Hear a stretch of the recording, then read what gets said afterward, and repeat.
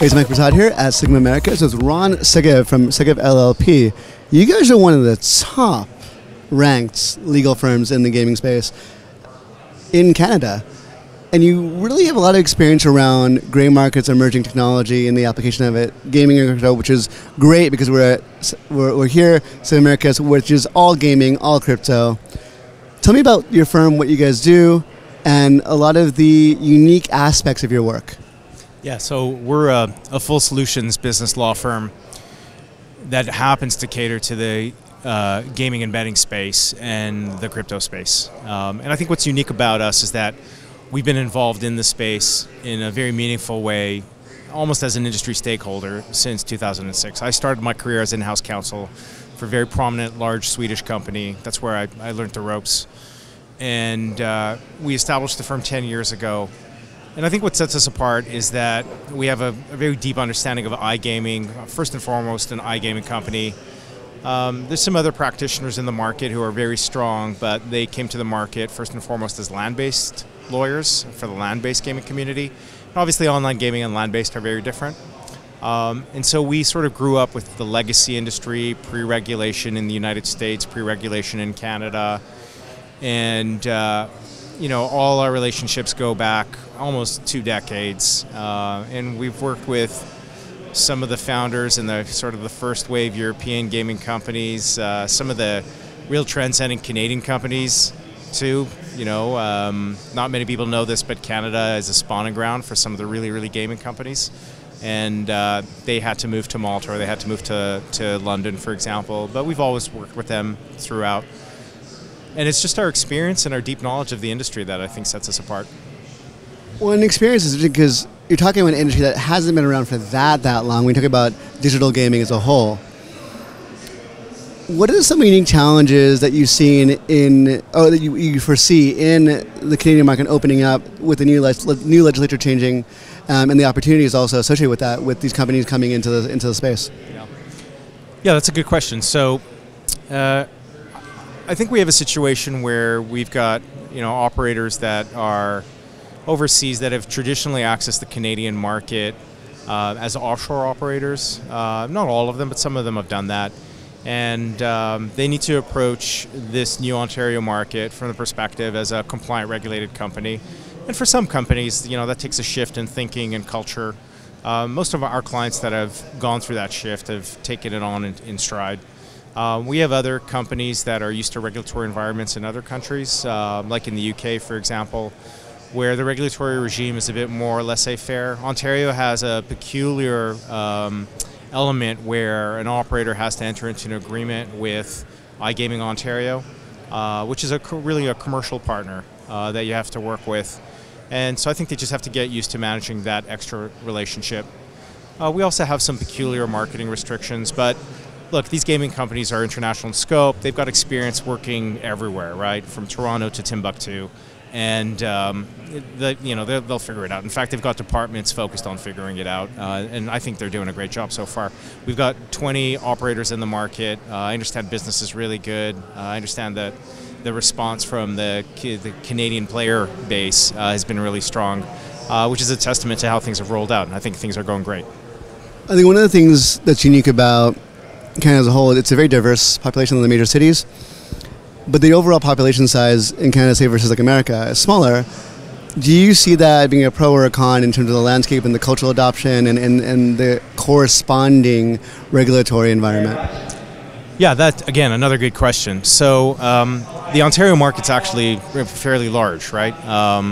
If you're looking at a population base, is as attractive as some of the American states that have opened up. And so, you know, as you may know, in the United States, the gaming jurisdictions open up on a state-by-state basis, and every time a new state opens up, operators that are interested enter that market. So if you're looking at a state like, I don't know, Colorado or Indiana or West Virginia, those are much smaller markets than Ontario. And so Ontario is, relatively speaking, a very attractive market. Not just that, but I think that you know, the typical Ontario punter or bettor is probably more seasoned than an American bettor who really only had access to DFS products up until recently. So what that means is that you're working with a customer that's a bit more savvy, understands your product, understands your pricing, understands how to read odds. And so it's possible, I'm speculating here, that the player value could be higher. Theoretically, a higher frequency as well. Yeah, totally, yeah. Just, they've been betting online longer. And not just that, but I've read some data out there saying that, in terms of the average handle per player, meaning how much a player bets over their lifetime, it's higher in Canada than it is in the United States. Now, that could be changing after the markets opened up in the States. But anyway, that is some data that I think we can't ignore. It makes sense. I mean, culturally as well, I think there's less stigma in the Canadian market than the U.S. market. Oh, totally, yeah.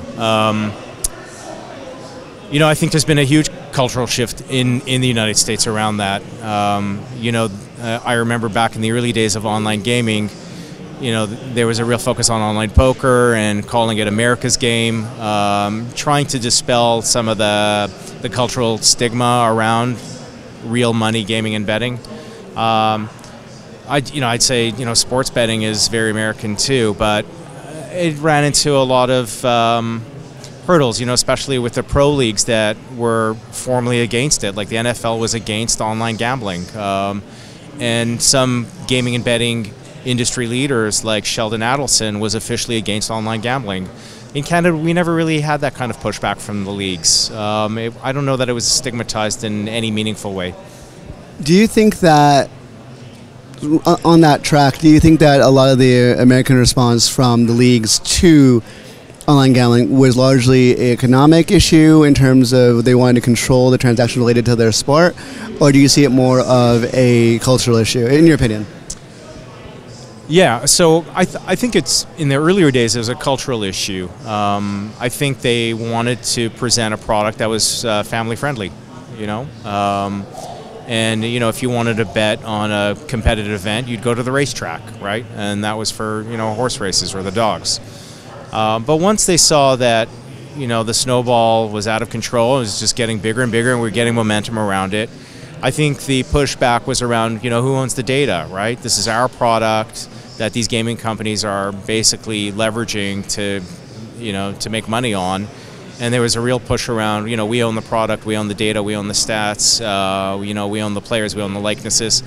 And that's moved away, materially in the early days around U.S. sports betting, there was talk about, maybe the leagues should take a percentage of the revenue. Obviously that doesn't happen. And instead, I think the leagues, rightfully so, figured out that, it actually makes consuming the product, meaning, watching sports, more exciting and really interesting. And, there's a responsible gambling component, and we have to worry about, at-risk gamblers, but that could be managed. And we have, decades of experience around that with the European operators who are, mandated to respect those issues by the regulatory regimes.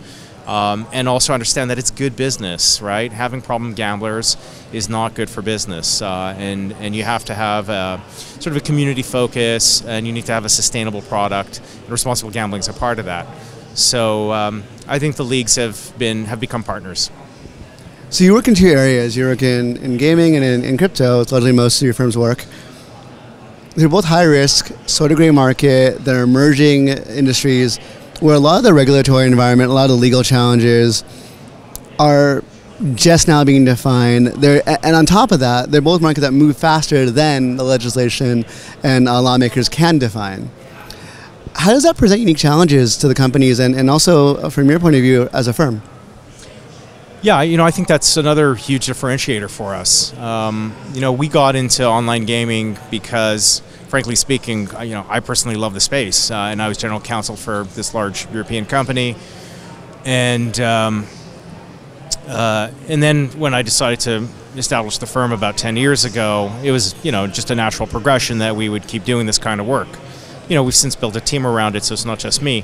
But to answer the question, we typically go where our clients take us, and so if our online gaming clients decide that they're going to get into crypto, well, that's where we go. I have to say that culturally it's such a good fit for our lawyers. we love this type of work. It's not for everyone. You know, we do have a few lawyers that do, you know, real estate work and brick and mortar work, and they've been very frank with me, and they say, you know, how do you practice in this area? Where do you find the answers? You know, a lot of the answers take out of the box thinking, creativity.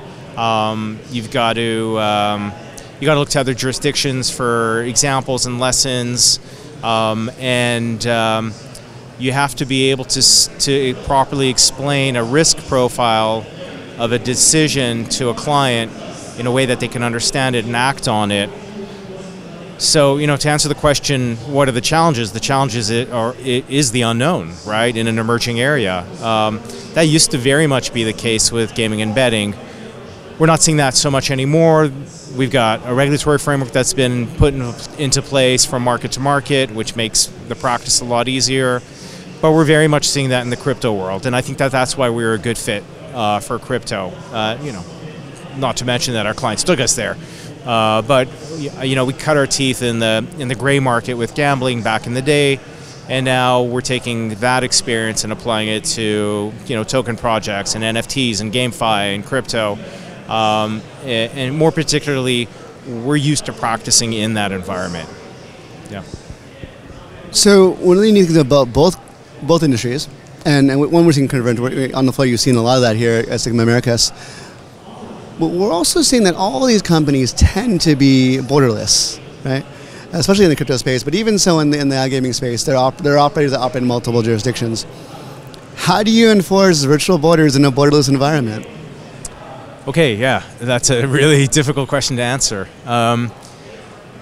Well, you know, the way I tackle it is I always tell my clients that, you know, you could take a licensing approach, or you could take a market approach, right? So what I mean by that is, you know, where do you want to be regulated? And wherever that is, they'll tell you where you can and cannot do business, right? That's one approach.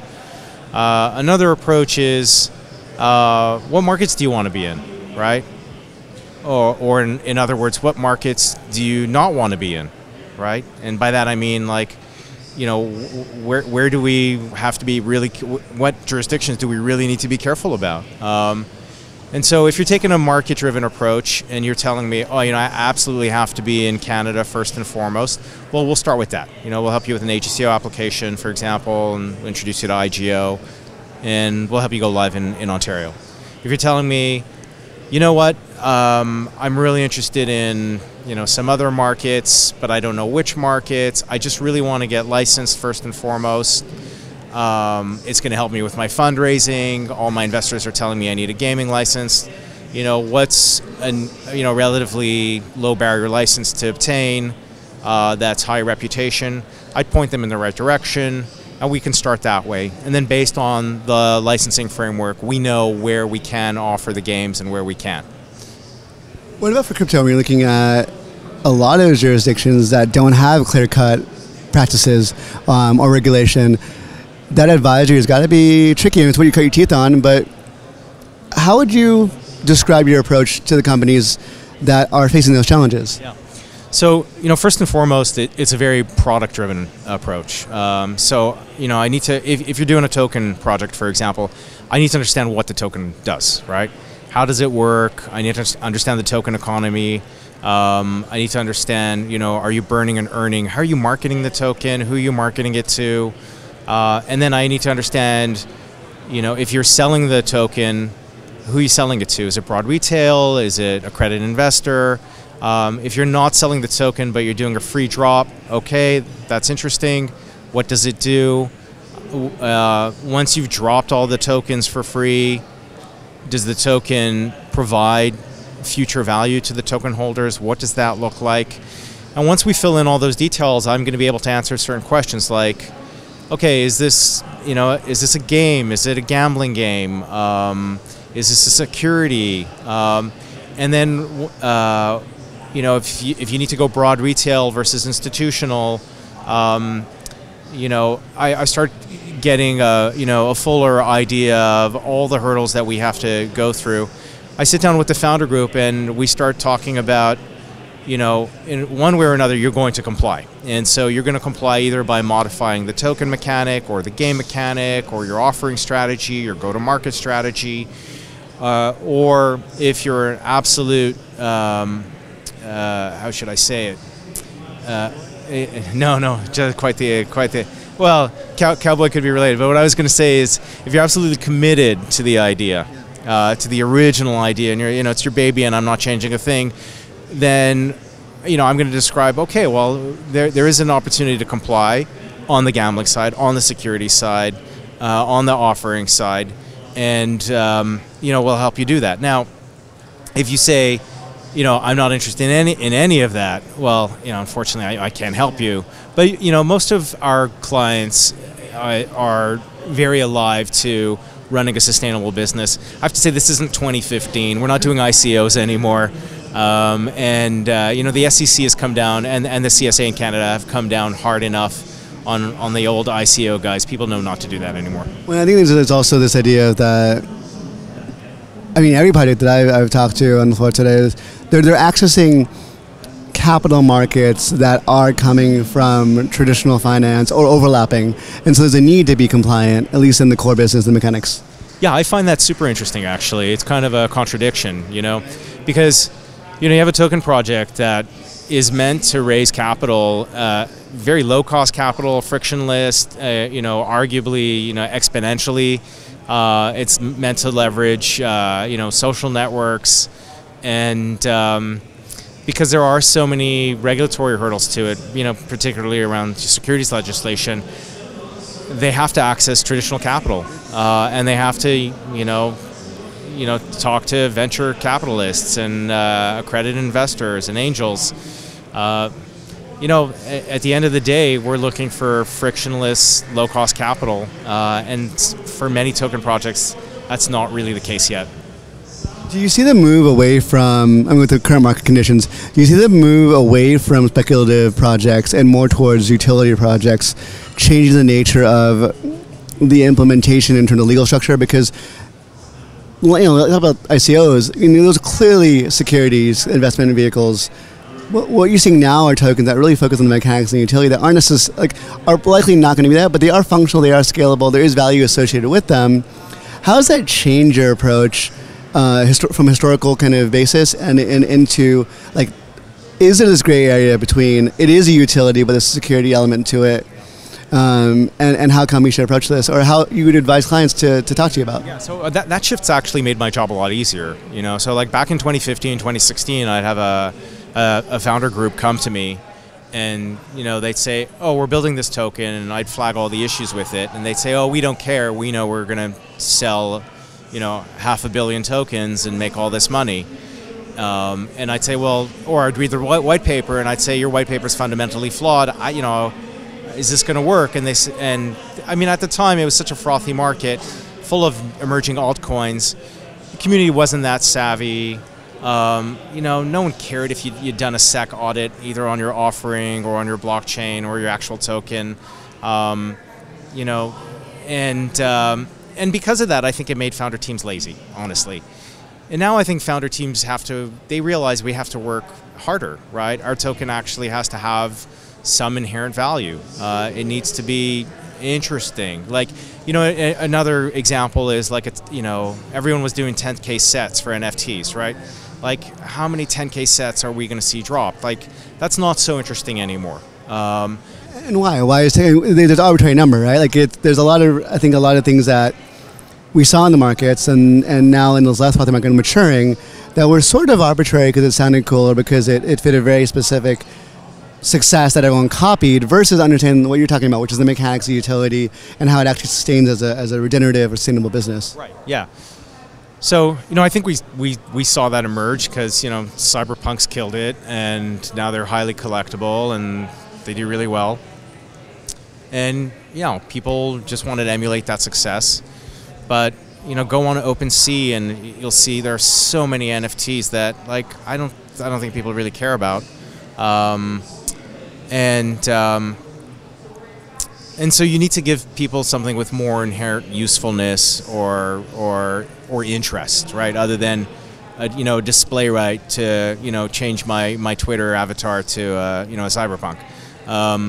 And I'm seeing that with my clients, so they're coming to the table with NFTs that do stuff and that, have been gamified. I can actually I could play my NFT, right? And the more success I have playing my NFT, the more it evolves into a more successful creature or a more rare creature. And that's directly connected to my activity, right? It's like the old school Tamagotchis. If I take care of it, it's going to live, it's going to thrive.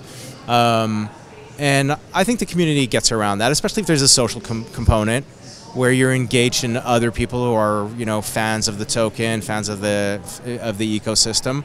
That's inherent value as well, other than just like merely holding something and displaying it on your social handle. Okay, 2 more questions. NFTs have traditionally not been looked at as a security or as an investment vehicle. And because it is blending, in the examples you gave, utility and progression, but because it is a non-fungible token that is tradable and is ubiquitous in terms of the chains they're built on, that also puts that value in a tradable market, and it can increase in value over time as those things progress. And there's going to be a lot of them that will progress in value and will operate in the same way that a security would. Where do you see that? Where do you see that going? Yeah, so we've seen some confusion among our client base as to what an NFT really is, right? Like in its pure form. And an NFT in its pure form is a digital asset, right? And so what it means is it's basically a digital representation either of a digital asset or a real world asset. That's all it should be. It should basically be something that says, hey, this is something and I own it. That's it. And this something doesn't necessarily, do anything other than allow me to hold it. Okay. Right, yeah. So, the ways you get offside is if an NFT is tied to a guaranteed or promise of a return of some benefit or profit, right? So, buy this NFT and you'll get a percentage of our profits. That's clearly a security now. Percentage of my profits is like a dividend. I mean, that's just not going to work. Or here's an NFT and you could subdivide the NFT into 100 NFTs and sell all these NFTs. That's not going to work either. Most of our clients, once you explain it to them, they sort of narrow down the scope of what the NFT can do. But I think, if you look at Axie Infinity, for example, those are NFTs, right? And Axie is an NFT. There is an Axie marketplace where you can buy and sell the Axies. And you could play your Axie and you can spawn new ones. But it doesn't necessarily guarantee you any profit, all right? It doesn't fall offside, and this is not a legal opinion. It's just me. It's my own thoughts here. I don't think it would fall offside like the Howey test or in Canada the Pacific Coast coin test. I wonder if you have an asset that has a tradable value that spawns and generates other. Is that a dividend? I don't know. All right. Well, last question. You have a unique perspective on the legal, legislative, and regulatory problems and hurdles in both markets that are very present here at SiGMA Americas, in the crypto environment and in the gaming environment. What were your thoughts of the show and anything that you thought that was really interesting? Yeah. First of all, I love the show. And the reason I liked it is because I've been going to shows for years. I've been going to shows in Vegas, I've been going to shows in London, Amsterdam, Barcelona. And what I always see at these shows is a huge Canadian contingent. And I understand why they're at those shows. They're at those shows because until quite recently, we never really had a regulatory environment that would welcome a native gaming industry. And what that meant was that our talent had very little choice but to either work overseas or, if they're residing in Canada, there were some things they could do, some things they couldn't do. But most of the networking was done overseas. And we couldn't really foster a local industry. I remember going to some shows in London in the early days thinking, why isn't this Vancouver? Or because there's some great companies, some great gaming companies that were in Vancouver. Or why isn't this Montreal or Toronto for similar reasons? And, walking the floor here, I'm like, oh, hold on. This is what I was hoping for. this is happening, right? Canadians are in Canada, you know, doing business here, where I think we should be doing. We've got great talent, we've got great companies, we've got great emerging talent, both in gaming and in blockchain. Ethereum was invented in Toronto. Second ICO in the world came out of Canada. Some great gaming companies came out of Canada, and you know, a show here for the online gaming and crypto industry is a long time coming. It's great. Good to hear. Well, hey, thank you for the time and diving deep into the different environments in both industries. Appreciate it. Thank you.